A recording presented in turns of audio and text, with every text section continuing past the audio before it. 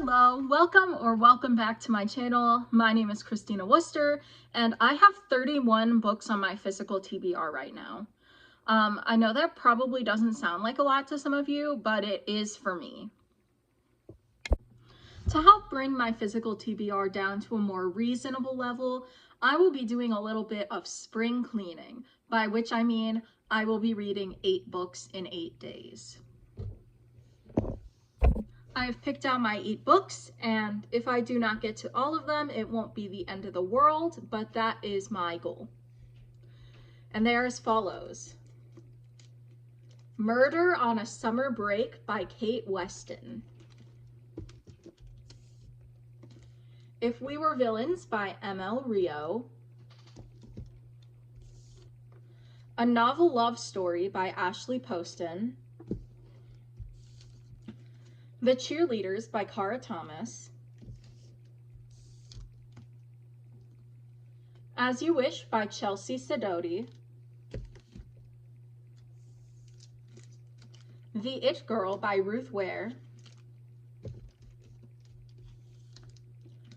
When the Tides Held the Moon by Vanessa Vita Kelly. And A Stage Set for Villains by Shannon J. Spann.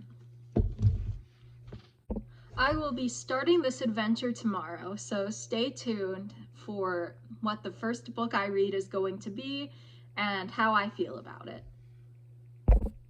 I am 23% of the way done with my first book, A Novel Love Story by Ashley Poston. I'm having fun with this book so far. It's about Elsie, short for Eileen, who gets lost and on her way to a book club retreat and winds up in her favorite fictional town. Yeah, this is cute. It's pretty obvious who the love interest is going to be. I'm not sure how the author plans to explain the whole magical realism of it all, but I'm sure we'll get that later. All right, I am 61% of the way into A Novel Love Story. I took a little break to watch Jeopardy and Survivor like I do every Wednesday. And Ashley, I know you're a Swiftie. That story about like how the inn used to be a house where they would fill the pool with champagne, but then the guy died of a heart attack. That's the last great American dynasty. The actual romance, it moved a little fast for my tastes. But it's a cute book, a fun book, an easy read. So I appreciate that. I finished A Novel Love Story. It's almost 11 p.m., which means it's just about time for me to go to bed. But I did predict the third act plot twist. Always exciting when I managed to pull that one off. And yeah, stay tuned to see what I read tomorrow. It is day 2 of my 8 books in 8 days challenge, and today, God willing, I will be reading The It Girl by Ruth Ware. I have not started the book yet, but I did want to let you guys know this is a 25 before 25 book, recommended to me by my sister's coworker, Lily. I am about 43% done with The It Girl. It reminds me a little bit of Murder Between Friends is the problem. It's definitely not as bad as Murder Between Friends. But the similarities are too much to ignore. I don't know. I mean, I don't know when both of those books came out. I'm not sure which one would be copying which, but presumably The It Girl was first, so I shouldn't be faulting it for the worse young adult ripoff version, but I don't know. So I finished The It Girl, And I'm feeling kind of conflicted about this book because I feel like I should have liked it, but I don't know. It felt like it borrowed a lot from other thrillers. Did I see the ending coming? No. I'm not sure how I could have. It all felt very sudden and like there hadn't been much. I mean, I guess there was foreshadowing for it, but there was much stronger foreshadowing for it having been a different character. So I will be leaving for work in about 10 minutes, but it is Friday, and I have picked out my next book. It is Murder on a Summer Break by Kate Weston. This is the sequel to Murder on a School Night, also by Weston, and yeah, I'm excited to see where this one goes.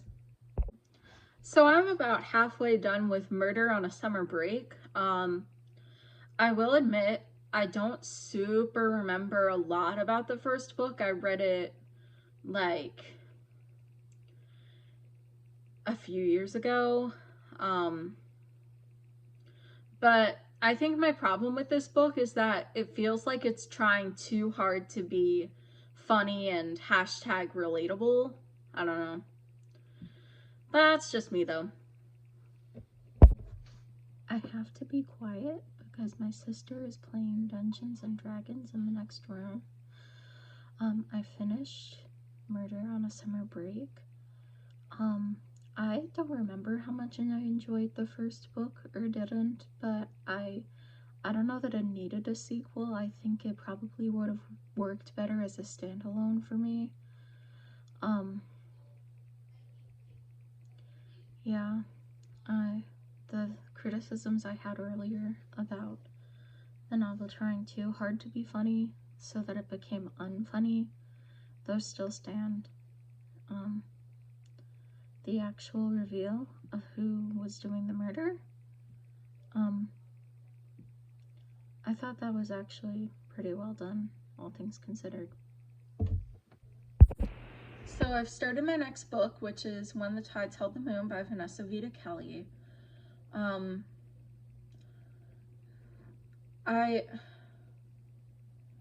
have a bit of a headache today, and I think it would have been better if I had picked maybe a more fast-paced book, like a young adult and or a thriller, because I'm only about 32% of the way through with this book, and I'm already having a hard time with like concentrating on it.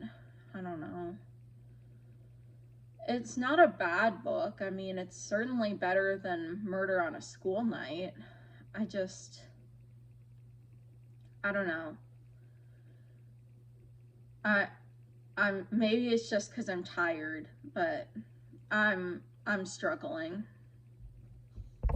Well, I finished When the Tides Held the Moon. I guess the secret to finishing it was taking a little break and turning on some music in the background while I read, which I don't normally do.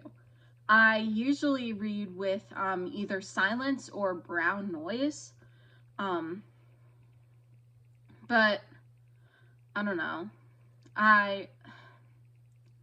This book is objectively well written. I will give it that. It is objectively better than Murder on a Summer Break was. As long as we're like comparing these books. I'm honestly not sure if I liked it though. Maybe it's just my general aversion to historical fiction. I don't know. Maybe it's the fact that I thought there would be more of a focus on the romance between Benny and Rio. I mean, it's there, but like, I picked this book for the Goodreads Bookmark Challenge because it was classified as a romance and it seemed the least sexual. And while points in its favor, it was not sexual. Like, barely at all, which I appreciated. I feel like the romance was not like a huge focus of the book either, which might be a good thing if that's what you prefer in your romance novels, but I don't know. I'm halfway done with the challenge so far, and I don't know. I just haven't been feeling most of these books. Maybe it's a good thing I've been like reading them in one day just to get them off my TBR. I am 90% done with my next book, The Cheerleaders. I really like it so far. It's a fast-paced, interesting thriller, which I always enjoy. The main character, she makes some poor life choices, but I wouldn't call her unlikable. And I will say though, this is kind of the reason I stopped reading to update. We very recently got some anti-therapy sentiment that kind of just came out of nowhere, and it was like, whoa. And I had to look up when the book was written to be like, oh, maybe it's a product of the time. It's from 2018. That's not that long ago. Well, I finished The Cheerleaders, and I can confidently say after 3 duds in a row, I needed this. It was just a nice, easy young adult thriller. I didn't see the ending coming, which is not surprising. Yeah. I'm about 34% done with my next book, which is As You Wish by Chelsea Sidoti. And I have this sinking feeling that this is going to turn out to be a book about Mormonism. Like, we just found out that one of the side characters is a Mormon. And she gave the main character, she gave him a copy of the Book of Mormon. And this is a town where, like, she's the only religious person there so far. But I just have this sinking feeling that somehow Eldon is going to convert to being a member of the Church of Jesus Christ of Latter-day Saints. So I finished As You Wish. I liked it. It was definitely a thought-provoking read. Obviously, it makes you think about the question, like, if you got one wish, what would you wish for? And I don't know if I would have made the wish that Eldon made, but I'm not really sure how the story could have ended any other way, if that makes sense. Oh, and this was not secretly a Mormon book. There was just the side character who happened to be Mormon, but nobody else converted to Mormonism. I am 24% done with A Stage Set for Villains by Shannon J. Spann. I don't know how I feel about this one yet. I feel like maybe it's leaning a little too hard into the whole theater kid dystopia thing. I am 78% done with A Stage Set for Villains, and I think I like this book. It definitely does some things that are very clever, very meta. I can't really elaborate, though, because I feel like that would be a spoiler. I finished A Stage Set for Villains. I liked it. It felt like a love letter to theater. So that was cool. The plot twist in this one got me. I'm not gonna lie. They usually do, but it still seemed worth mentioning. I am 38% done with my final book, If We Were Villains by ML Rio. I can definitely see why The Secret History was used as a comp title for this book, though I will say I think this one is a little bit easier to digest. All right, so I finished If We Were Villains. which I feel like I should clarify is a 25 before 25 book that was recommended to me by my college friend Maureen. I enjoyed it. I would say I enjoyed it more than I enjoyed The Secret History. It was intense and thrilling, and I feel like I wanted more by the time it was over, which is pretty rare for me.